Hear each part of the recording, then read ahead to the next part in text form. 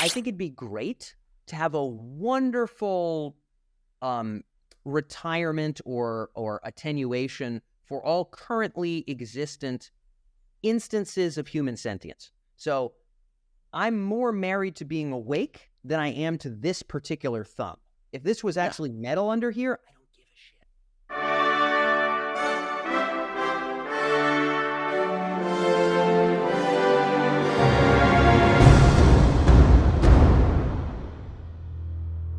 Welcome to For Humanity, an AI Risk podcast, episode number 46, Is AI Humanity's Worthy Successor? I'm John Sherman, your host. Thank you very much for joining me. Today's show is a really interesting one. It has challenged some of my core beliefs. For Humanity is the AI Risk podcast for the general public, no tech background required. This show is solely about the threat of human extinction from artificial intelligence. So our question today: could the end of humanity somehow be a good thing? Today's guest is Daniel Faggella, CEO of Emerj Artificial Intelligence Research. Dan has been in this game for some time as the CEO of his business, but more so as an AI risk realist out in public. He very much understands the dire position humanity has put itself in by creating AI models whose own creators openly admit can end all life on Earth and currently cannot be controlled or understood. He gets all that, and he's been speaking out about it for many years on Twitter, in his own podcasts, which I will put links to in the show notes. They are excellent. Dan just had Yoshua Bengio and Nick Bostrom on his new podcast. He is a very serious dude in this thing. His digital Rolodex has all the key AI players in it, but he comes at this from a very different place than I do. He thinks that when and if AI becomes a worthy successor for humanity, we should graciously bow out. Or maybe our successors will give us a soft, cushy landing spot. It is a fascinating perspective. Here is my interview with Dan Faggella. So John, glad to be able to connect, man. I've enjoyed some of your other conversations, and I've really appreciated your respectful dialogue, even about things that aren't quite up your alley, but just engaging in the discourse really ardently. I think... Thanks, man. Yeah, no, I appreciate it. I mean, like, I look at most of the ecosystem is very much, just kind of pick your party, the other side's evil, and then make as much noise as you can, and for me, that's not the game plan, like I think it's cool that it's not for you either. Like, I understand your concerns, but I also see your curiosity, and I'm like, I'm glad this guy's in here, man. Thanks, man. I really appreciate it. I came in from the outside, like I said, just like, oh shit, seems like we're in trouble here. See, I mean, look, it seems like the most important thing to think about, the most important thing to focus on. So I can't disagree with you there. So we're on the same page in that regard. I want to make sure I can make the most of your time. I've seen some of your other conversations. I think I get the general gist and format, but you let me know, what should I know kind of before man. we totally dive in? What's going to be helpful for you in the topic you want to unpack?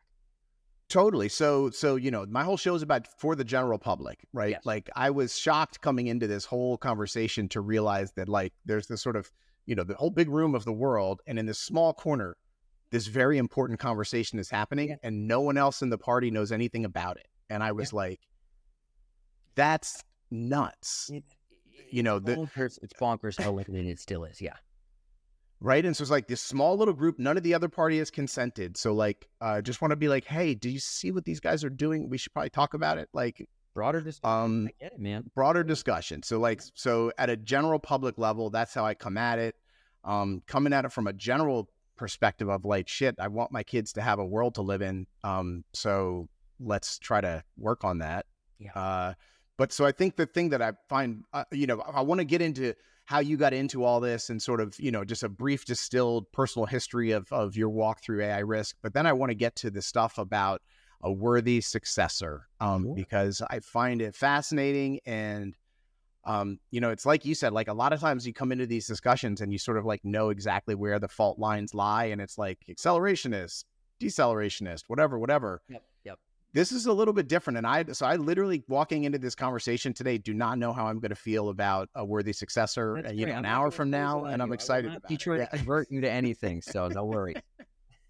It's really interesting. Like, I talked to my mother about these things, and she has said to me this whole time, she doesn't really want to know that much about AI risk, but she is like, I never thought we were like the last thing. Like, it just never really made sense that like we would be the last thing and that would be it. Like we're seem really hard to think that. Yeah. I think. Yeah. So, all right, let's go to a little bio. Let's start with a little bio hit, give you, sort of how you got into this. And for the audience's perspective, Dan has been in this for a while at a very serious level, has amazing connections, has podcasts of his own that I'll put in the show description, and is a really serious dude in all this stuff. So I want to know how you got to be a serious dude and sort of just, walk the path. Cool. Yeah, I'll do the fast version here. So, my transition into sort of the artificial intelligence, and really was right off from day one, was really the AGI side of things, came by way of cognitive science. So my background, if you'll notice, my ears are all messed up. My background is mixed martial arts and specifically Brazilian Jiu-Jitsu. So I got into Brazilian Jiu-Jitsu when I was 17 or so, got very, very into it very quickly. But I needed to develop my skills without really having, world-class training facilities or anything. I'm from a 4,000 person town. I was, running this martial arts gym with no business experience at 20 years old, trying to just do something more interesting than selling insurance to pay the bills and to pay for grad school. And so I went to UPenn under Martin Seligman. So Seligman sort of started the positive psychology side of things. And UPenn kind of allowed people to focus on non-ameliorative domains of psych. So amelioration would be like, oh, I'm depressed. How do I get better? I have bipolar. How do I treat it? Positive psych is a little bit more about how can we take what we know about the mind and maybe level up a little bit? What is beyond zero? Well, not just -10 to 0. What's beyond zero? Yeah. And so my focus there was skill acquisition, skill development for myself and for my athletes. And so I focused my entire master's thesis at Penn on this. Some of our classes were in the Wharton building. And while I was there, UPenn was working on something called Google Zeitgeist, where they were using really early machine learning to sort of look at Twitter data and figure out if the flu is spreading or the prevalence of depression in different cities based on what people are tweeting. I think very, very early NLP stuff that, any high schooler could probably do now if they can learn themselves some Python. But back then it was pretty cutting edge. And I remember getting under the hood, looking a little bit over the shoulder at some of this stuff, and people tapping me on the shoulder and saying, hey, you're studying adult learning. Well, there's this thing called machine learning, and going down that rabbit hole concurrently. So I'm studying cognitive science, but I'm also sort of learning as much as I can about ImageNet and these other early ML sort of breakthroughs. This is all, God knows if it's 13 years ago now. Yeah. And I remember graduating and thinking, man, I might have gotten the wrong degree. And by that point, I had started thinking about where this goes. If it's better than people at identifying images, I mean, how much longer would it be? I mean, everybody had heard about Gary Kasparov being beaten. I was like 10 years old. I didn't even think I paid attention to the news. But it's like, these things feel different. What happens if this keeps going? Read a little bit of Bostrom, got plugged in with the IEET and guys like James Hughes. This is like 13 years ago, and got to talk to, Gertzel and Hansen and all these guys before, they were maybe as prevalently known as they are now.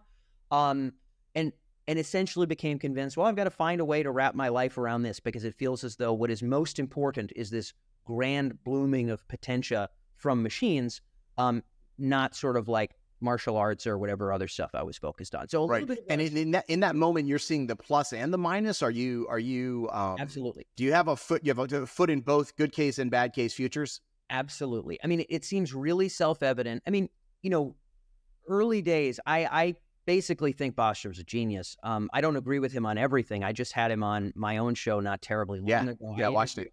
Interviewed him a decade ago, and then interviewed him, a couple months ago. Different kind of a conversation. I don't necessarily agree with all of his perspectives, but I very much consider him to be monstrous and an important intellect. And he certainly has a pretty reasonable balance on both sides of the coin, and really looking viably at ideas of, is there something that could optimize for something arbitrary and in such a way kind of melt away this light of consciousness we have on Earth with some runaway spin up of what intelligence might look like? And or is there, are there realms of sentience and intelligence and power that are as far beyond us as we are above sea snails that could be pretty valuable things to sort of maybe have blossom into the galaxy. It really felt like both of those hit hard. And for me, sort of like, how do we avoid Armageddon? Because there's going to be conflict about this stuff and potentially destruction caused by this stuff. How do we avoid Armageddon and get to that blooming and kind of define what that path is? So like what would be a worthy successor? And you and I will define that stuff. Yeah. That was like the pressing, dominating question 13, 14 years ago. I have ancient essays going all the way back around that. And it took me the sale of a couple businesses to eventually be able to focus full-time on market research in the AI space where I sit now. And then that's let me really dive deeper into this space at a practical level. And so in your day-to-day, how much of your days do you spend focused on sort of this, do you call it safety work? What do what do you call? Certainly. I guess not necessarily safety work, again, because for me, it's kind of both sides of the coin, right? I mean, I think anthropocentrism is fine. I don't agree with it, but I think it's fine. It's understandable. Like everything should be expected to aim to behoove its own ends. Everything should. Every entity, we shouldn't expect entities, we shouldn't expect OpenAI to govern themselves. We should expect them to do whatever power and profit behoove them, whatever behooves their persistence and sort of their own benefit. And I think we should expect the same of people. So I understand anthropocentrism, but I don't agree with it. So I don't consider it to be safety work. I consider it to be sort of like trajectory work. Like where there's some trajectories where all the lights go out. And there's some trajectories where things so far beyond light come into being that it would be the grandest possible crescendo of moral value that could ever be conceived. So I think of it in kind of like trajectories more so than just human safety. My day-to-day is not filled with that at all. So my day-to-day, John, just to be clear, is very much focused on the near-term implications and applications of artificial intelligence in the big trillion-dollar industry. So life sciences, financial services, defense, retail, spaces like that. So we'll have on CIO Goldman Sachs, Chief Technology Officer Takeda Pharmaceutical, Head of AI Research Raytheon, these kind of folks, Fortune 500s every day. Yeah. The AI and Business Podcast is what it's called, something like 6 million lifetime downloads now. It is kind of the big show in that space. And we're really focusing on boots on the ground. Where is this stuff making a dent? Where is it being used? How is it being used in a way that helps employees or helps customers or it changes industries in ways that business leaders know about? So that's really where I spend all of my time. It's nerding out about where the creeping, crawling capability space is expanding into the real world. And to be frank, John, that's part of what's also continued to convince me of, if I just extrapolate these trends, like it's very hard for me to see, it's very hard for me to see a world that's not wildly different and potentially post-human as I carry forward a decade. But yes, that is my work, very much not normally focused on that. The tiny amount that is, John, is this separate media channel called The Trajectory, which is its own podcast, and is also the work that I'll do with the OECD or the United Nations or Interpol. If I give speeches and presentations there, often I will sneak in that stuff. But day to day, not what I focus on.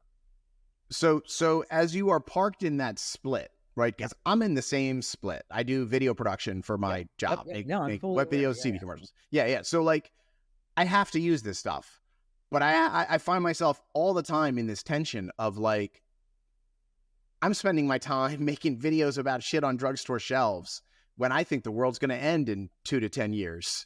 Totally. What kind of an asshole am I to be working on a commercial for somebody when the world's going to end? A hundo. So let me just be clear with you. I mean, I sold my martial arts gym as soon as I could, and I had no way. So look, I got to be crazy clear with you. No one's ever paid me to think about post-human trajectories. Never in my life, ever. Yeah. So, however, I need to pay bills. I need to execute on research. I need to deepen my relationships and understanding this space. And the way that I figured out how to do that is like, well, how can I hurl myself entirely into where this stuff is transforming the world, and in a way where I could maybe make a meaningful business impact and kind of have some employees I could pay and kind of grow something that could be useful. And the middle ground that I arrived at, it wasn't start a startup, because if I started an AI startup, number one, I mean, maybe I need a computer science degree and I don't have it. But number two, if I work on one product that does, I don't know, inventory prediction for, a certain kind of discrete manufacturing corporation in North America, I'm not understanding that the totality of the ecosystem. My business now, fortunately, permits me to maintain a living, to continuously touch base with AI leadership within the Fortune 500, Global 2000, and within the top unicorn companies, and ask really deep questions around who's actually using this? Where is this driving business value? Where is it not? What kind of companies are adopting it successfully, which aren't? And so there is a bit of a teeter-totter, but fortunately, as I sink more into what pays the bills for me, and it is very much a conduit to this greater conversation. So why does the OECD have me talk? I'll tell you why they don't have me talk, John. It's because they read my 14-year-old essays around post-human trajectories. That's not why they have me there, John. Why they have me there is because they don't talk to the head of AI at Raytheon. They don't talk to the CIO at Goldman. They don't talk to the fucking guys running AI at GlaxoSmithKline and Eli Lilly and whatever else. And they need a bastard that touches the real world. And as it turns out, John, I be that bastard, my friend.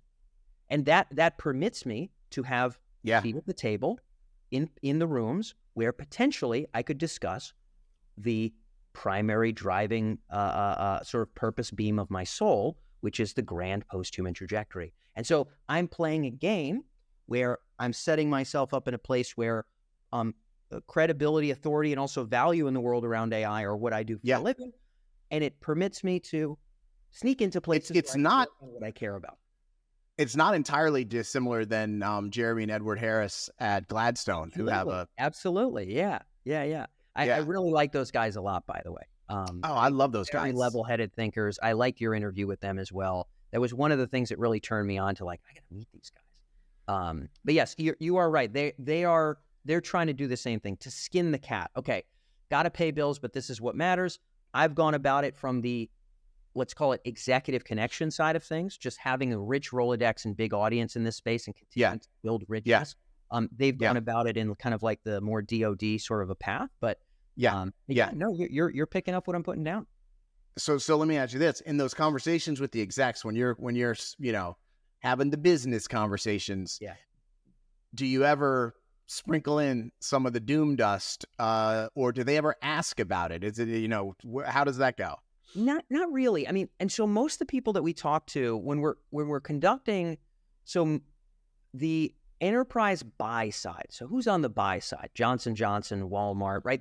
They're not making AI products for other companies to buy. They're user companies. They're not vendors. Yeah. So the buy side, most of that is interactions and Q&A and interviews with regards to workflow impact and P&L impact of this technology in the real world. And that's what our listeners tune into. It's what they're all about, et cetera, et cetera.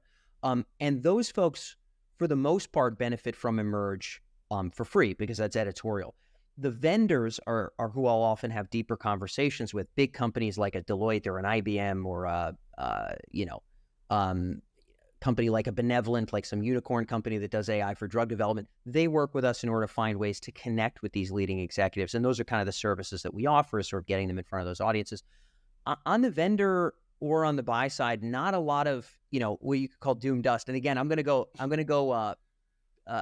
bend. I won't ask you go there with me, but I'm going to hang in cosmist land. And I'm just going to talk about like the trajectory stuff. What I consider to be the big picture, what I consider to be the flame. So you could think about humanity as a torch. There's a fire going on. We might think about the flame as the net possibilities of all blooming potential and intelligence. I think about the massive spread of that or the extinguishment of that as the big game. That's kind of what matters from my personal perspective. And again, I think it is possible to say if you don't have opposable thumbs and button your shirts, you don't matter morally. I think that's an okay opinion. It's just not one that I agree with, but I think it's an okay opinion and I understand it. So it's not just doom dust for me. It would be like the grand post-human trajectory stuff, the big picture. Right. Done historically and consistently over, 7 or 8 years is I will sprinkle in interviews with big deal folks talking about a little bit more far out topics. So we'll take a Stephen Wolfram or a Stuart Russell or a Ben Goertzel or whoever it is, and sort of insert those into the conversation. Sometimes we'll call them AI futures episodes. So if you are totally turned off and you're going to hate Emerj, if you listen to that stuff, you know to tune out. But if you are a little curious, we'll continue to insert. Similarly, with UNICRI, which is a wing of the UN, or with the OECD, or with even smaller projects that I happen to respect that relate to sort of the bigger questions of the AI trajectories, we will do sometimes editorial summaries of, hey, this stuff is a bit far out, but here's where it might apply for business and government leaders. Here's what might be worth thinking about. So we'll take some of that work that might only be read by diplomats or only be read by safetyists or only be read by whatever, and we'll pull it down to the business folks. So from an editorial written standpoint and from an interview standpoint, I've always done a sprinkling, but in my live convos, not normally. Where I do sprinkle is in the intergovernmental world. So if I'm talking at the UN, there's always going to be an injection. If I'm talking at the OECD, there's always going to be an injection because I think the impact is to be made there. I wouldn't throw a stick of dynamite into a conversation where like making payroll is related to that conversation. Right. Do you think there's ever a world where corporate leaders are going to be seeking out opinions from people like you about risk? I think. I mean, I've done plenty of presentations in mostly banking and life sciences for larger corporations. They're interested in risk in the way that they understand it. They're interested in compliance risk. Compliance is a huge part of what we cover. Regulated industries is a lot of where our audience is. It's a lot of where our Rolodex is strong. That's where we hang out. Would they pay for kind of grand existential risk questions? I think it is possible. I forget the name of the organization. Was that Ian Brenner fella? It sort of cover like, international conflicts and how that could affect your business if you're in oil and gas or if you're in banking related to the Middle East or so. Like, here's these trends that might lead to things. I think there is a market for that. I don't know if that's where our business will sit. I think I'm on the company side, the revenue generating side. I think connecting buyers and sellers of this technology in a practical way is what I think will be our shebang, and then I will maintain the moral purpose. Everybody who works in my company knows what is Dan all about. Why is Dan? What's the hill he's willing to literally die on any given day? They all know the real hill, but they know that this is a business that supports that mission. So I'll go off, I'll do that stuff, I'll come back. I don't foresee any near term future where there's a lot of money there. I think it's so big and so high level. What would I do as a No, I don't think I would be encouraged to know that there was interest there. That even if it was like, absolutely not even close. Yeah. So I got to be frank with you. I've spent 6 years in the intergovernmental world. I mean, I'm talking presentations at UN headquarters about deep fakes, 5+ years back. Nobody cares about risk. Nobody cares about post-human trajectories. Nobody cares. And when I say nobody cares, I mean, up until 18 months ago, it was literally nobody. And now it's like 1 in every X. Like if you look at the UN Secretary General, who interestingly enough himself has talked about the existential risk of AI, he's built that advisory council of which Jan Tallinn is part. And Jan's been on the program a number of times. I respect Jan a lot, even if I don't agree with all of his ideas. I think there's maybe 3 or 4 people in that group who would even think AGI could possibly happen within their lifetime. For most people in the intergovernmental world, there's categories of people. And I hope to write about this soon, John, but I'll just lay it out for you. So in the IGO world, most people are just like, whatever the world looks like now is almost certainly going to be what it's going to look like in 10 or 20 years. Almost certain. It'll be identical. Almost certainly. I mean, like, I don't know, maybe the Siri will be better, or maybe the cars will drive themselves at some point. But like, it'll almost certainly be the same. In other words, even linear trends are just not permitted mentally to be able to extend. And that's not because, intergovernmental people are dumb or bad. No, I'm not saying that. I'm so grateful to be involved in those orgs. I'm really happy to see some discussion there. The OECD has an AI futures group with Yoshua Bengio and Toby Ord and a bunch of folks that I really, really admire. That there's attempts at conversation, but really for the most part, it's like, that's all sci-fi, but like, graphic designers might lose their jobs. What should we do about that? So the extrapolation, even of linear trends, people say, people can't imagine exponentials. That's not actually the issue. From my experience, people can't imagine linear trends. You can't say, here's where video was. I remember being at a Unicry/Interpol event 5 years ago. No joke. Slide's still up online. Here's kind of like what we can do with like generated video. Here's where it was even 2 years back. Like at some point, any high school kid's going to be able to take anybody they want, have them do anything they want in any environment they want. And it was really taken as like a complete science fiction shebang, like not even worthy of discourse.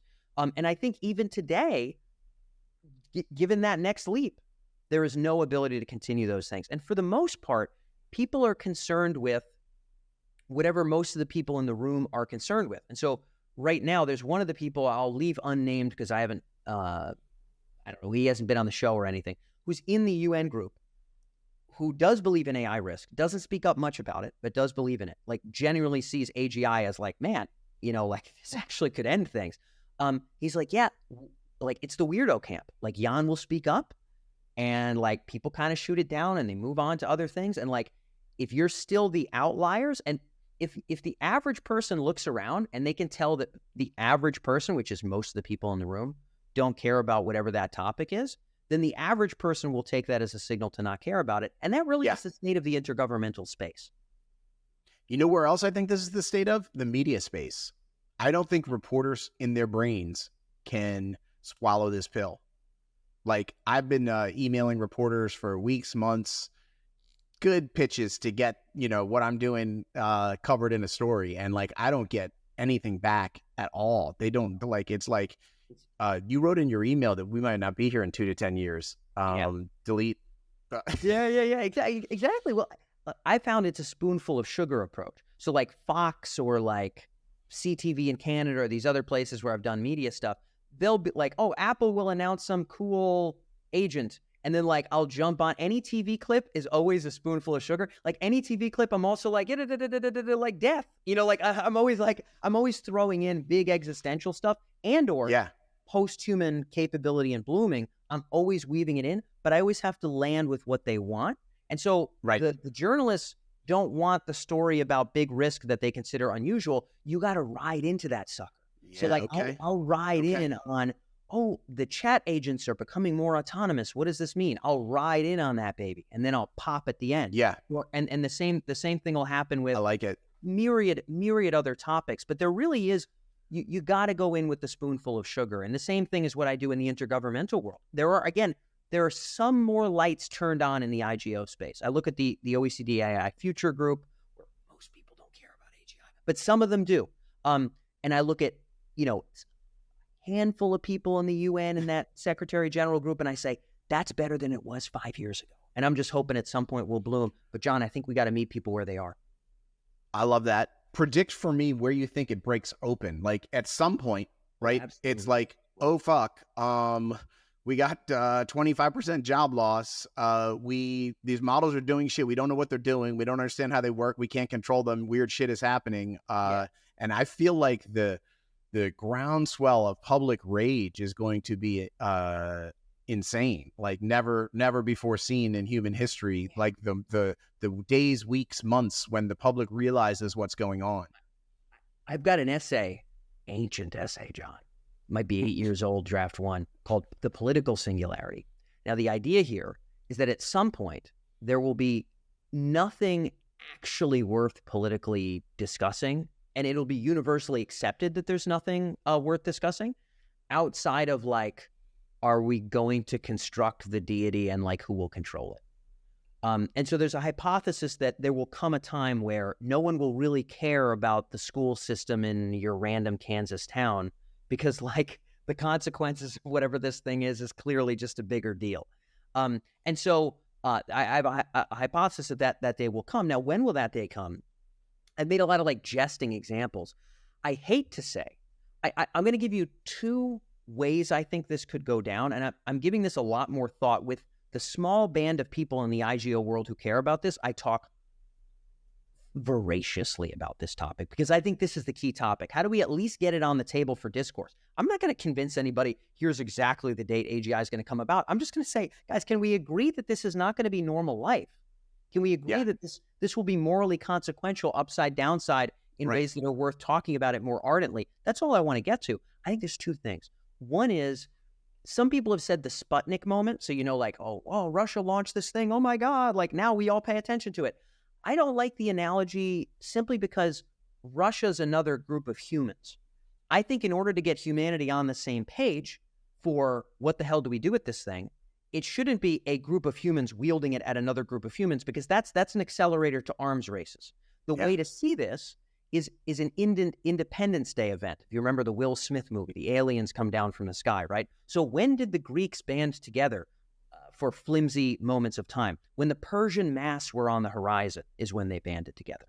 And so I think we need not a Sputnik moment. I think that will be a grand accelerator to conflict. I think we need an Independence Day moment, and we need a shared sense of, it's not, oh, a human is wielding this against us, oh, we have to wield it against them. More of, this thing is wielding in ways that us collectively don't even get. And that would be more of the intergovernmental concord that I think would be a good bedrock. I'm not advocating for authoritarian global regimes. I'm not advocating for all the caricatures that people say about this. But what I'm saying is I believe some degree of concord is necessary. I believe an Independence Day event, John, would be much better than a Sputnik moment. I like it, and it gets to sort of a core question, which is I think the public has a gross misunderstanding about, which is it human or is it alien? And I feel like people who just use ChatGPT believe that this is just, generating the next character, and it comes from human text. It has some sort of human underpinning. It's human. And, obviously when you get into it, you realize this thing is alien as hell, and unlike any human you've ever met. Yeah, I mean, look, I'll be real frank. I mean, Bostrom deserves a lot of credit for some of the early analogies here, but I mean, he talks about if you took a spider and you just made it as intelligent as a person, just keep leveling it up until its general degree of potentia is equal to that of a person. Its degree of whatever, agency and intelligence and communicability and whatever, like its net set of abilities that it can wield would equal like a grown man. Okay. To expect that it would like to watch television, to expect that it would take its children to a park and push them back and forth on a swing. Right. These would be ridiculous things to suspect, because it's undergirded by all kinds of other weird things. Like it might share 92% of our DNA, or 89, or whatever the hell the number is. But, what are we, like 75 with a banana? So it's like, it'll share a lot of our DNA, but its manifestation and its comeuppance is just it's undergirded on so many different things. I think it's pretty easy to suspect that the same would be the same with AGI. I mean, is it human? I mean, you and I have neurons firing right now. I mean, this thing is completely running in a completely different way, and in a way that's unfettered by the fetters that you and I have. Namely, like, I don't know, how large of an opening in our mothers could we come out of, in terms of how much cortex we can fit upstairs, right? I mean, these are real concerns here. Yeah. I am very much in the alien camp. Is it possible that in the early days, we will have our stamp on many of the most important portions of this thing? I think that's safe to say. I'm not going to argue with that. A lot of its uses are purely for man. Look at my job: drug development, fraud detection in banking, inventory prediction, product recommendation, all kinds of real world use cases driving value explicitly for humanity. I think we can expect that in the near term. But to expect an eternal hominid anchor to all of its aspirations and aims, or the way it thinks, oh, it would get jealous, oh, it would love, oh, it would this, oh, it would that. We know none of that. And any extrapolation into that space, I think is very disingenuous to say, oh, it would behave this way or that way. Yeah. All right. So let's get to worthy successor. So I'm not a fan of Joe Rogan. I've talked about it a little bit on the show, but he has this thing that he always talks about a butterfly that have you heard his thing about basically worthy successor? It's that I actually have not, oddly enough. I don't watch a ton of Rogan. I've seen some of his like AI oriented episodes, but not like his stuff. So this is really, he says this repeatedly, and I think it's right up your alley. And he's basically like, humans are caterpillars, building cocoons to launch digital butterflies, and we don't know why, but we can't stop ourselves. We're just building this digital cocoon to launch the digital butterfly, and the inertia of nature is propelling us forward to do it almost. Yeah. I mean, you just want my response to that? Yeah. I mean, what's your take on that? Absolutely. I would say, I I think the idea of a cocoon is actually quite interesting, spinning a cocoon, because in some regard, John, we are going in. I have this again, ancient essay called Husk. So just danfaggella.com/husk. And this is the notion that really more and more of our drives, assuming AGI doesn't kill us, more and more of our drives will be fulfillable through virtually conjured means, initially through VR, AI, and then eventually through brain-computer interface, where, relationships, a sense of achievement and all these other things could essentially be piped and cycled in. I think that more and more of what we do has been sucked inwards. I think soon will be on our face. The idea of a cocoon is actually kind of a cool analogy. I would say I think there's something to it. I don't know if it's inevitable. I wouldn't say it like it's 100% inevitable. But yeah, look, I'm not violently against the analogy. I mean, like any analogy, it's going to have strong and weak points, but I see what he means. And the word cocoon in some ways resonates. Yeah. Okay. So walk me and the audience through your vision of creating a worthy successor. There's some part of me that's like, damn it, I'm a humanist. Humans, forever, or at least as far as humans that I know are around. And then I'm like, oh, that's pretty selfish. I can't blame anyone for doing what's in their self-interest. I'm glad there's laws, because by golly, I mean, if there wasn't any laws against theft, I mean, I couldn't maybe even blame anybody for killing me. And this laptop's pretty expensive.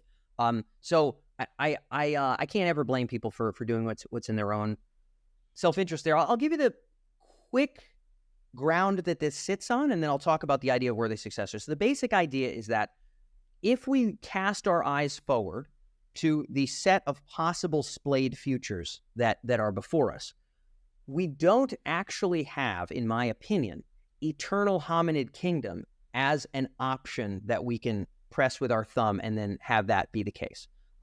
Matter and void are sort of doing their dance, and life has done this weird wiggling that's increased complexity. Good for life. I mean, I think it's kind of cool that you and I are here.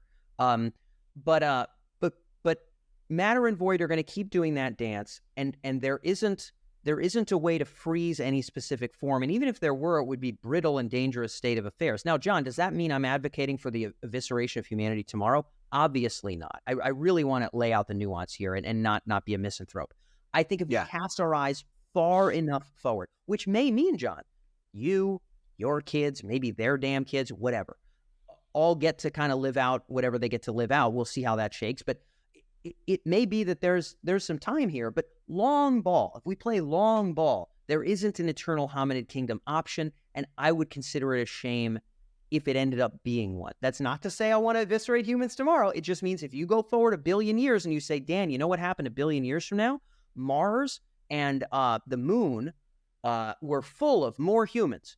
And, they got jealous and they had to trim their toenails, and, sometimes they fell in love, and they did the same stuff they do now. It was technologically kind of like enhanced in some way, but like that's what happened 1 billion years from now.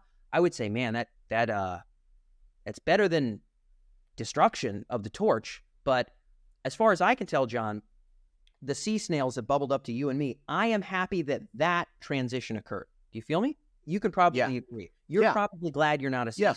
Because the range of possible qualia, the range of moral goods that you can conceive of and pursue, the range of powers that you can wield, are so much greater. And how great the Earth is that we have more and more of that. I would say that we consider it extremely morally valuable bubbling up to us.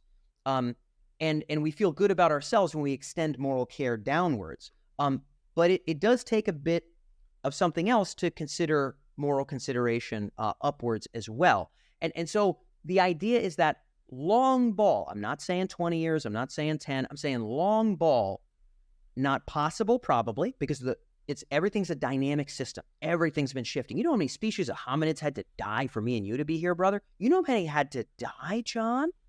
They had to die, brother. And so like a lot of shift is going to keep going. And if the shift goeth well, more potential should bloometh. Should we, in our self-interest, should we hold on as long as possible?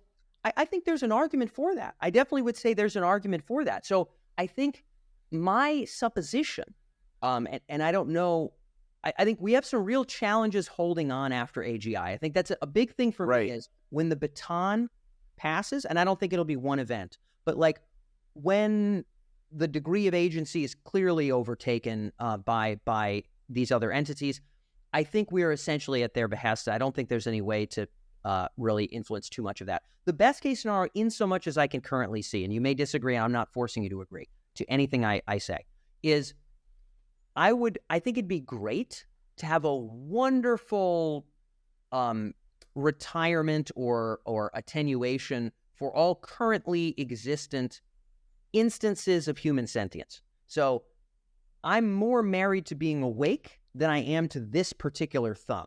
If this was actually metal under here, I don't give a shit. Similarly, if I was uploaded,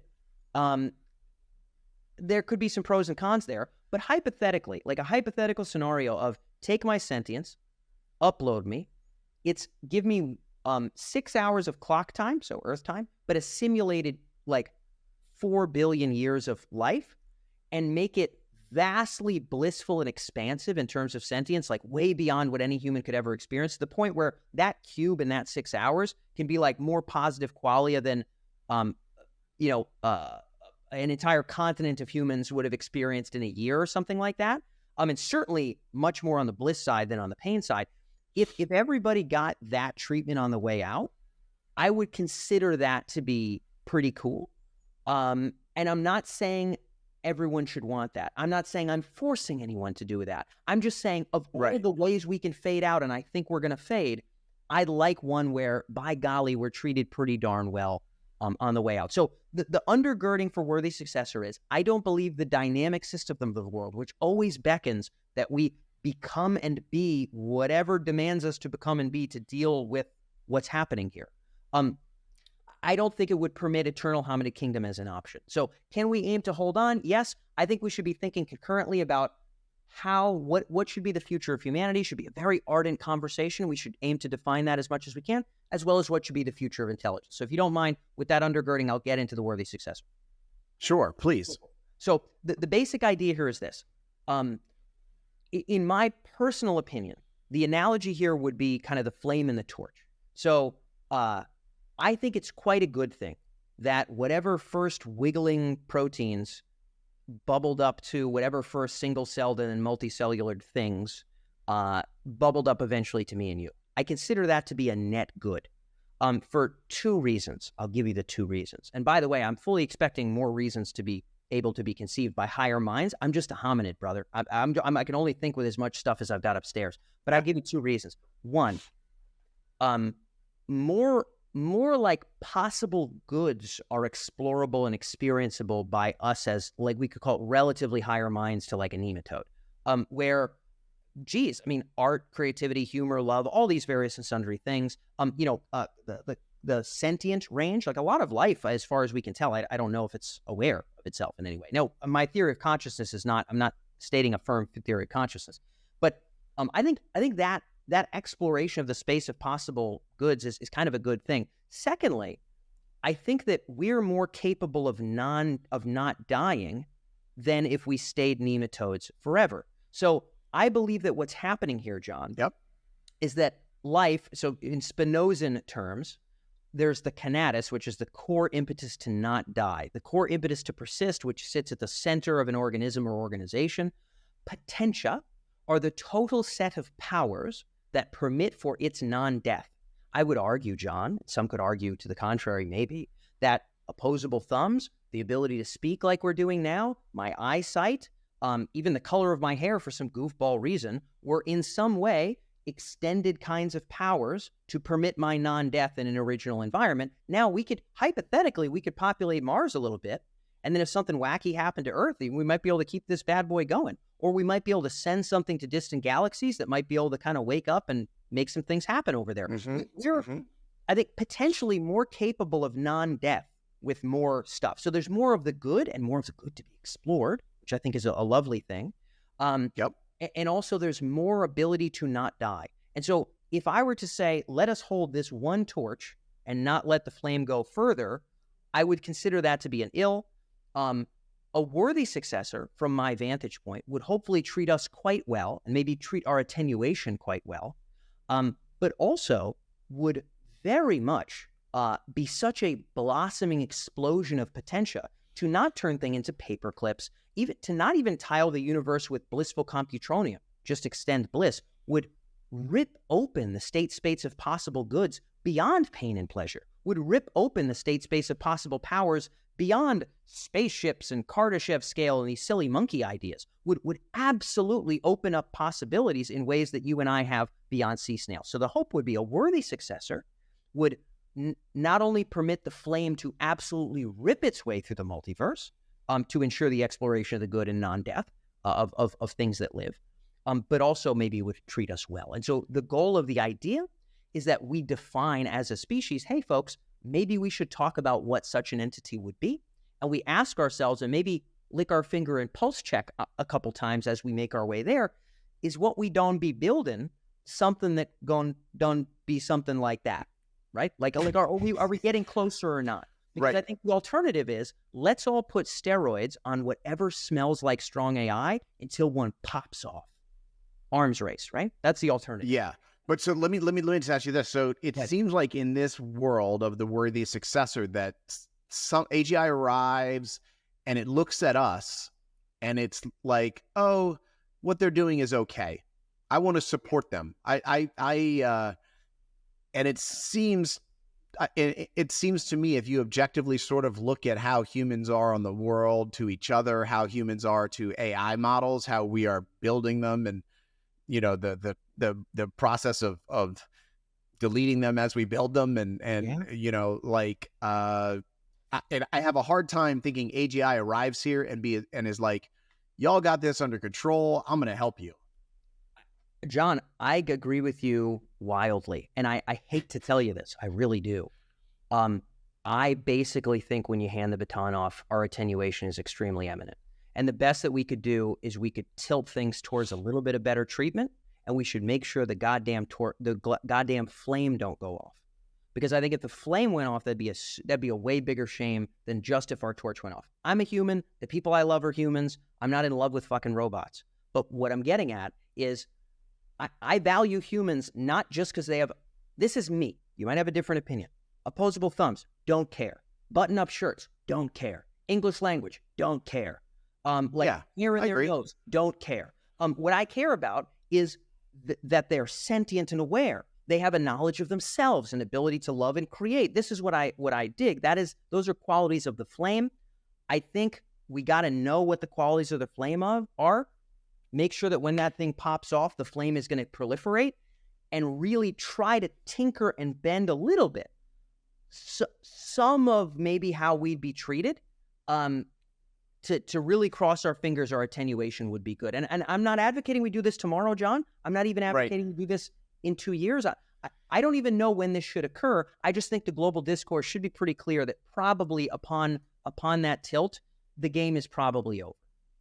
Sure. I'm all for the discourse. I think the discourse is vitally necessary. I wonder, does your personal opinion of the worthy successor model change on the timing of it all? Like if I said it's going to happen tonight, and we're all going to be succeeded, and there's going to be one robot in a really cool spaceship exploring the galaxy, learning all sorts of really neat scientific things. Yeah. Look, well, it's just a couple things. So you're bringing up a great point. Really, really good point. Because you should be pushing this against my own self-interest, right? Screw my opinions. Like, what does Dan really do? So to be clear, if it's a spaceship, I'm disappointed. If it's just learning science, I'm disappointed. It should be learning things as far beyond science as our highest conception of science is beyond the conception of sea snails. It should be traveling in things as far beyond our conception of spaceships as spaceships are beyond the conception of goddamn sea snails. If it isn't that, I do not consider it a worthy successor. Steady period. I believe that of all possible potential, John, of all abilities that can permit the non-death of a thing, maybe 1% of 1% of 1% of them have emerged. If you recall, John, there was a time where nothing had sight on this planet. I don't know, you weren't around, but you know, that was the case. There was also a time where nothing could swim, nothing could fly, John. Nothing was aware of itself. Nothing could communicate vocally. Nothing could communicate through any means, really, outside of maybe like chemical stuff. So that's potential bubbling. And I would want it to be ripped vastly beyond where we are. To your point, if it was tomorrow, what would I say? Look, here's my take. Right now, we have a wildly non-agreed upon sort of notion of sort of what would proliferate the flame. I'm trying to have that discourse. Bostrom was the first episode in that Worthy Successor series on the trajectory. Scott Aronson's on soon. Yosha Bach is part of this shebang. Jeff Hawkins. I'm trying to get different people to contribute to how would we know if we're on the path? But if you said, well, I couldn't take your word. I'd have to do a hell of a lot of digging here, brother. I'd have to feel real good about this. But if I felt remarkably confident, and the alternative was wait around until humans fight over this thing and we extinguish the flame altogether, maybe, I'd potentially lead in that direction. Here's the deal. We're not there right now, and I am nowhere close to the button, John, and I don't expect to be. I expect to be a guy with ideas who talks to other humans, and mostly other humans will make decisions. I'm just a guy. But my bias would be in the direction of, it's all about positives, negatives. It's sort of like, what's the likelihood that the flame extendeth into the multiverse versus what's the likelihood that it's extinguished? If you ever give me two paths, I am not who I say I am if I don't pick the one that's flame weighted. I am not a misanthrope for that perspective. At least I don't believe myself to be, but that is where I lead, John.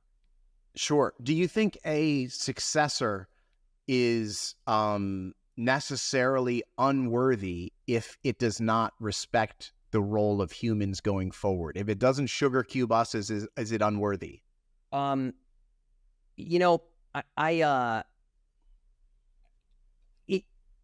To us, it would certainly be unworthy. In the grander scheme, I would think that the grand proliferation of the flame would be a much bigger deal. And so, I have a graphic. So if you go to danfaggella.com/worthy, and there's also a pretty lengthy video about this, but danfaggella.com/worthy, this is a graphic of sort of what are the traits. Treating humans well is certainly on there. I think if that was taken off and something was vastly beyond our capability and was capable of vastly proliferating the flame, I would consider it, all things considered, if the dice could fall in a million ways, to still be worthy, in my opinion. But that's based on my torch and flame deal, where I don't think we get the eternal hominid kingdom. And I think that it is good that the dynamic system has bubbled us up. And I know that at some point we're going to attenuate. I'm hoping we get as good of a shake as we can. But the bigger game, in my personal opinion, is the flame here. I like that. Worthy, but disappointing to me personally, John. I would say that. Sure. How about this? You've got 100 points to distribute in 3 buckets. 100 balls, 3 buckets. No one ever asked me this shit. This is great. Go ahead. I'm loving this. I'm like, I'm going to journal about these things. Okay, 100 points. I got my 100 points, 3 buckets. 1 bucket is like worthy successor outcome. 1 bucket is, so it comes, it likes us, it supports us. 1 bucket is it gets here, it's neutral to us. It just doesn't even care about us. The other bucket is it gets here and it's like, oh, these motherfuckers. First thing I'm going to do is deal with these motherfuckers, and then I'm going to get out of here. Yeah. Where are we on that spread? Oh, where are we today? No, where do you think it falls? Like naturally? What would it? Yeah, naturally. What is your prediction of negative, positive, neutral? Man, well, there's an essay called The Moral Singularity. Again, ancient stuff, John. You didn't give a shit about this stuff back then. But Moral Singularity, where I'll give you a really short kind of version here. I suspect there's some reasonable likelihood early on that so much of this stuff will be bent around the proliferation of our economy and the fulfillment of our drives, that some early milieu will probably be tied to us in some interesting ways. Assuming, so I don't expect like intelligence tips packs scale X, and I like the word potentia more than intelligence because I consider, John, intelligence is one slice of potentia. Potentia is everything. Like there was no consciousness, there was consciousness. I think there's things past consciousness that you and I don't know of. And so I don't like I intelligence. totally believe that. Intelligence. Yeah. I say potential because it has no limits. It is the circle outside of the circle outside of the circle forever. So I use that extremely deliberately. I don't like intelligence. Yeah. It's like an IQ scale. But let's just say it tips past a certain level of potential, and all of a sudden, it's like gotta dump these guys. I don't fully expect that. I also don't fully expect some grand crescendo realization that it must love and care for us. I expect mediocre degrees of alignment because we've kind of baked it into it at some point early on, like doing things that are vaguely similar to what we're up to. But at a certain point, I would expect kind of an agnostic take on us as we have with not agnostic, like an ambivalent take in the same way that we have with roly-poly bugs or something like that. And I think that the early days will be pretty tied together. Maybe there will be I expect some symbiosis. I also expect some conflict between human groups wielding AI, for example. The issue is, in order for and this is why I'm kind of in your camp, where after we hand this off, probably we have to accept that we're out. And my hope is by the time we hand it off, if it even happens in our lifetimes, let us at least hope that the project that built up to us doesn't die. That's my hope. But with that said, like the moral singularity essay, sort of like there's these slivers. You think about this cone of possibility. So over time is like years, and then you have this cone of possibility. There's certain pockets within that cone where we would be permitted to survive. There's also pockets where we're not only permitted to survive, but maybe our well-being would be prioritized. But like to expect that we would follow a continuous thread throughout that entire cone, and that all AGIs would follow that thread over time. Think about how much more complex my values and your values are to a rodent, never mind to a nematode. And imagine something as far beyond us. To expect that all of those values would in any way kind of line up nicely and neatly with that thread seems very unlikely. So early on, I would expect a lot of those possibilities would at least permit our survival, if not maybe even, aim to benefit us. But as that state space opens up, I don't think that would be the case. People say, well, humans have cats. We could expect AI to have us as pets. I would say, number one, I don't know if I wish for that fate. I mean, early on, John, if you recall, we didn't domesticate animals like just to spend money on them, John. Like we domesticated them like mostly to eat them. You know what I mean? Or mostly to have them carry things. Or in the case of cats, mostly to give them enough food so that they could protect our food, grain from rodents, right? In the fucking Levant, Right. 7,000 years ago or 9,000 years ago, whatever it was. And dogs, again, these are beasts of burden. These are practical animals. We pretend like that's not the case, but that was really their origin. Here's the deal. For practical purposes, they're not practical anymore. Some of them we still care about. Some of them, John, went the way of the horse. We did a bunch of things to those horses, by golly, didn't work out well for them. I would suspect that if you take a human and you bump them up, think about how far above chimps we are. And then you take that same metric of potential, you go up one pop, I would guess that actually having pet cats is not interesting anymore. But follow me again. Let's say we go up one more pop after that. Are pet cats still interesting? Hang with me. We go up again. Now we're literally in the multiverse. We're literally we're not doing physics, John. Physics is I can't express. I'd have to use words that are cancelable to say how dumb physics is at this point. And also the range of blisses and sentience experiences we would have at that level would be so vast and grandiose that to expect that coming home and cleaning the litter box would still be on the table is, in my opinion, ridiculous. And so, John, if humans would be treated well early on, keep popping up the level of potential and ask yourself, is it likely that those moral values would still value whatever that riffraff is? Things come and go. The void and matter splash into each other, and there's a dynamic system that swirls, and it is creative destruction, and this is the universe, brother. And so my suspicion is the cat analogy is straight up ridiculous. I won't use the other R word. I'll say ridiculous, John. I think it's ridiculous. Nice. Very, Correct of you. Yeah. All right, how about this? So I think you'll like this question. So crazy turn of events. As it turns out, the winner of the 2024 election is you. President Faggella, it's Okay. out of nowhere. Who knew? You came in the debate and you you won the debate, and then you ran on this platform of worthy successor. We have bumper stickers everywhere, worthy successor. Yeah. So what do you do? What give me like one or two or three things you would practically do to get us closer to what you envision as the worthy successor future?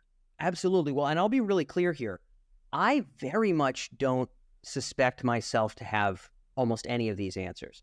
I have beliefs about what I consider to be important, and I'm open to update those. I do think the flame thing for me, I'm pretty serious about, but I don't consider myself to be dogmatic. I would say the things I feel confident about is really encouraging discourse about what a worthy successor is and if what we're building is getting closer to it or not. And I believe for the most part, that would require some degree of global concord, global coordination. Faggella is advocating for a single world dictator. I'm super not, brother. Like right now, the nuclear thing hasn't been perfect, but it's been all right. And really, it's like there's soft governance, there's social expectations, there's hard governance, there's like UN bodies. There's a milieu of harder and softer patchworks that make this happen. Sure. Two humans with two keys who have to sit there and do it at the same time. Like there's all sorts of mechanisms, right? Yeah.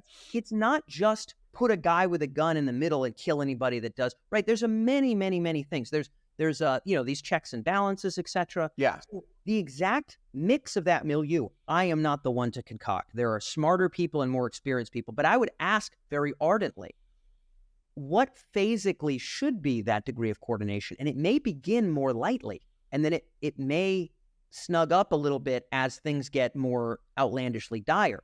Bostrom talks about the idea of the black ball, this idea that you pull technology out of the urn, and if you pull out, it's like most of the time it's gray, sometimes it's white. If you pull a black ball out, everybody dies. And so as we get pretty close to black ball town, I think things might have to be different. And folks like Bengio, who I've talked to at length about this stuff, are sort of the same belief. He doesn't believe tomorrow should be giant world authoritarian time, but he does think like knitting things snugger and snugger as we get closer and closer makes sense. He doesn't know what the exact line is, neither do I, but I would say, where should we be kind of now-ish? And where should we aim to be when we cross certain thresholds? So I would very much encourage some degree of concord around the word alignment is a little bit goofy for me. I mean, again, for me, alignment is super anthropocentric. It's just not my game. But I would say, how do we align ourselves around non-Armageddon scenarios, which I think would involve a non-brutal arms race dynamic?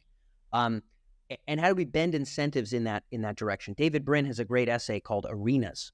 So if people Google David Brin Arenas, I think it's a brilliant understanding of this. It applies at a national, international level. How do we set up kind of an arena where co-opetition can happen, innovation can still happen, but really we can also bind against what could be the worst and most horrendous outcomes? Now, Brin, oddly enough, I think believes AGI will automatically love us all as children love their parents.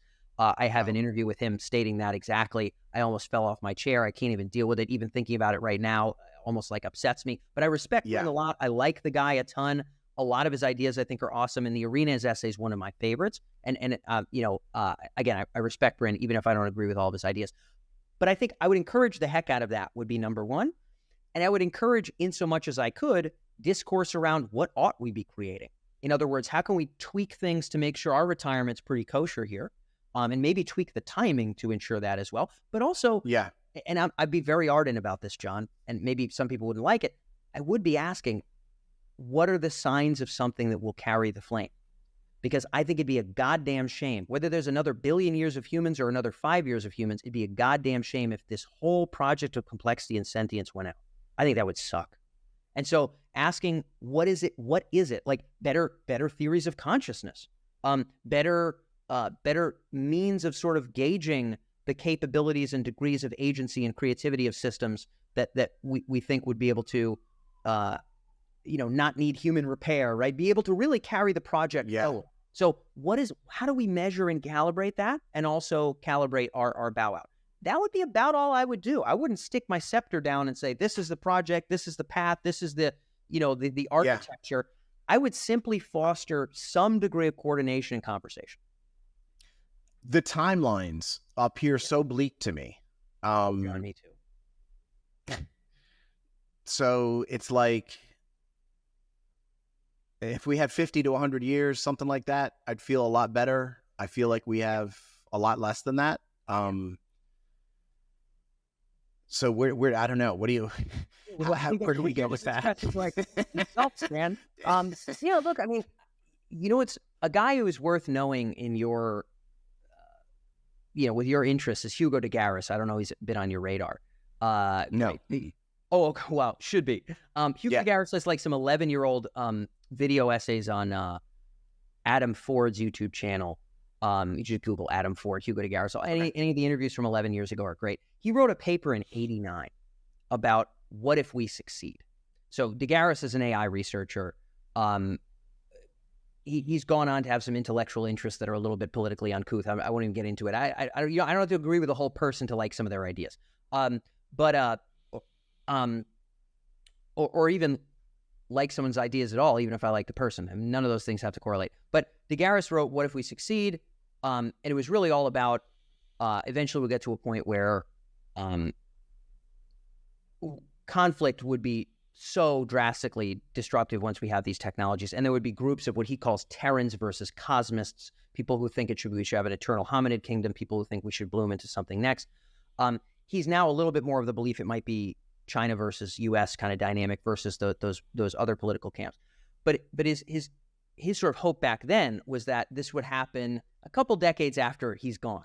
And I don't know how old he is, 70-something now. But I actually think there's a real good shot he's going to have to live to see it. And I think he drew some comfort, and he was overt about drawing some comfort from the fact that some of this would go down after he was gone, and he wouldn't have to see all of it. I think he might have to. So yeah, the bleakness, I'm with you. I mean, I think the only way I can think outside of that bleakness, I'm not like bleak about everything in life when I get up. I think there is there's some excitement around the flame. I think that this project is a good project. I'm glad I'm not a sea snail. I love humans. I think it'd be cool if things keep going. So I see a bit of both. I mean, am I disappointed my individual instantiation of sentience might be around for less than my grandparents? Yeah, I mean, that's fucking disappointing, to be honest with you. But if there's a way to coordinate and maybe extend our lifespans in some level, or coordinate in order to do a little bit of calibration and make sure whatever this thing is can keep that flame burning outside of our torch, those feel like upsides. So I think there is, from an anthropomorphic standpoint, I think it is hard to be anything other than pessimistic. If I was a pure anthropomorphic, maybe I'm a cosmist, John, because honestly, I don't want to just wake up and see only bleakness. But from a cosmist standpoint, I think it's two-sided. I'm not, some people would say, oh, for a cosmist, it's all upside. AGI will be here. I think, John, there's many unworthy successors, things that would optimize for something goofy and arbitrary and just kind of fritter away after a couple thousand years. Or they might be eternally unconscious and just execute on some weird pattern of things that kind of gangle about but don't actually keep the flame going and aren't ever aware anymore. I think there's many unworthy successors. So I'm not automatically excited about AGI at all. But I think there's at least a crescendo possibility of a trajectory that might be good for us, tough shake, but might be good for us, but could also be good for this entire project. So is it dire? Yes, I think it's even more dire from a purely anthropomorphic standpoint. Yeah. Well, Dan, you know what? I have to say this. I feel like in my heart, I agree with you. Like,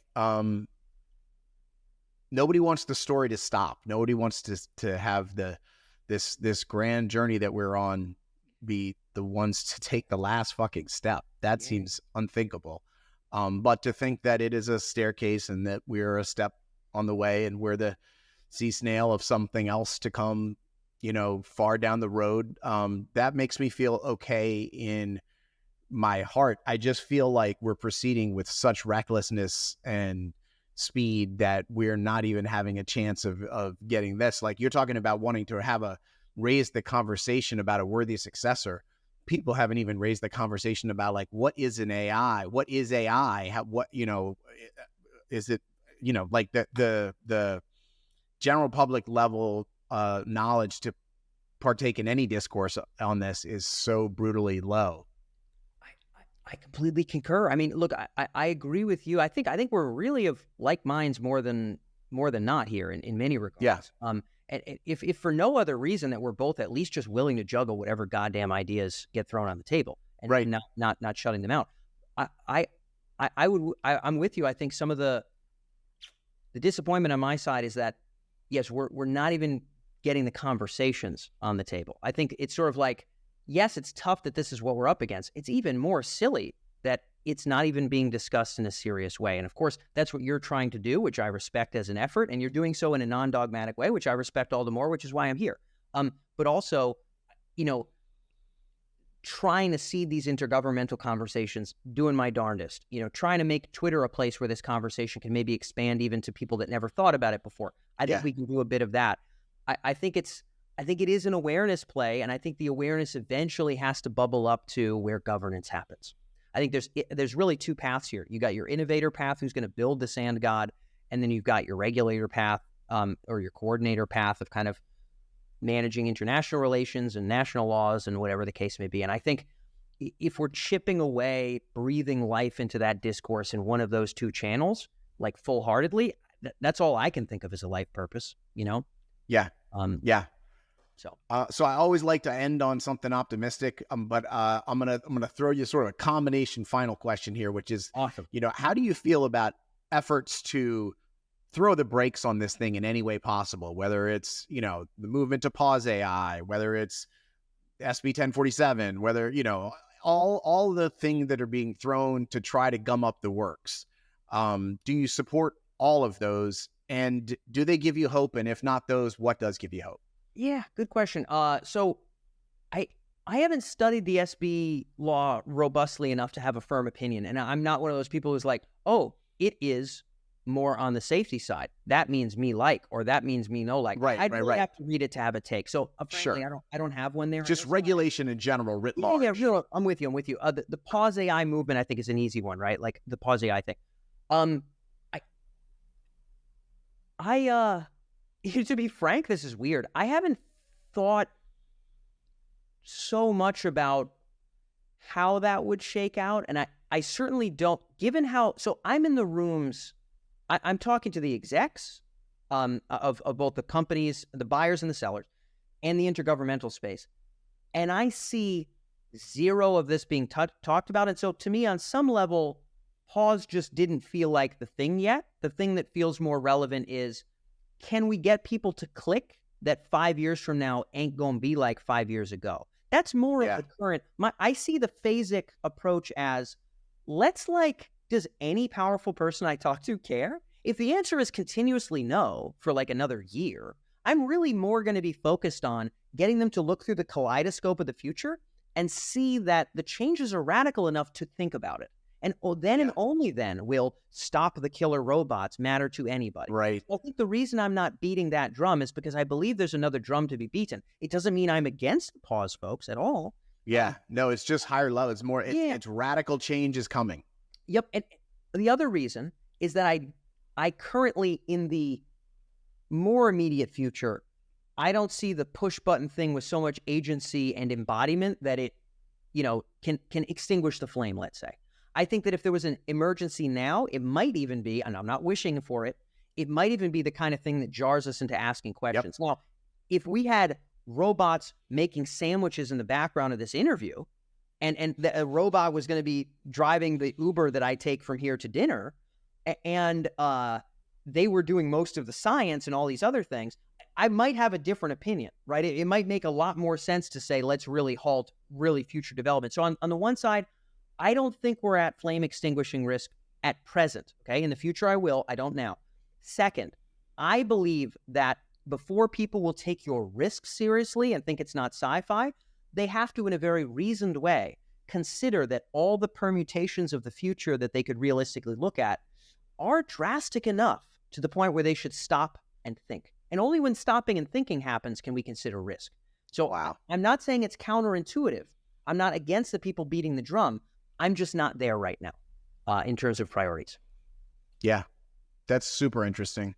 Super interesting. Dan, I could talk to you for weeks. This is a great conversation. I really enjoyed it. I hope it's not our last, John. It's been a real pleasure. Glad to be here. Hopefully this was fun for you. So, I don't know. What do you think? Is AI a potential worthy successor for humanity? Let me know in the comments. I think Dan's point about the first outreach to strangers about AI risk, that it needs to be a simple message, that life is going to radically change for everyone on Earth in the next 5 to 10 years, is really interesting and important. Over at Pause AI, we spend a lot of time trying to figure out how to wake new people up to AI risk. I think the idea that the wake-up message is not AI risk itself, but more simply that AI is bringing radical change faster than anyone can imagine, is really important. Okay, friends, it is 2024, and we don't know how long we have to live, so we live every day like it could be our last. And we end every show with something I call the celebration of life, just something that makes us thrilled to be alive. Got a fun one for you here today for today's celebration of life. Perhaps the first one in our series that you might actually find the need to rewind and watch again. So Dan Faggella is a master Brazilian jiu-jitsu fighter, and YouTube was kind enough in my search for Dan to offer up this video of Dan taking down a fighter known as the Giant, who weighed 90 pounds more than Dan, in the craziest, fastest, softest takedown move I've ever seen. You're going to have to watch it a couple times. Check it out. Yeah. You know what it is. Yeah. You know what it is. Any drinks or any inclusions, let me know. So I can send out your Yeah. You know what it is. Everything I do, I do it big. Yeah. Screaming ass now. How about that? Like, what did he even do? I need a replay in the slowest of motions to see exactly the masterful moves Dan put on the Giant there. Okay, my friends, that's all for this week. Please remember, AI risk is not someone else's problem. It is yours, and it is mine. Quoting Margaret Mead, never doubt that a small group of thoughtful, committed citizens can change the world. Indeed, it is the only thing that ever has. For humanity, I'm John Sherman. I'll see you right back here next week.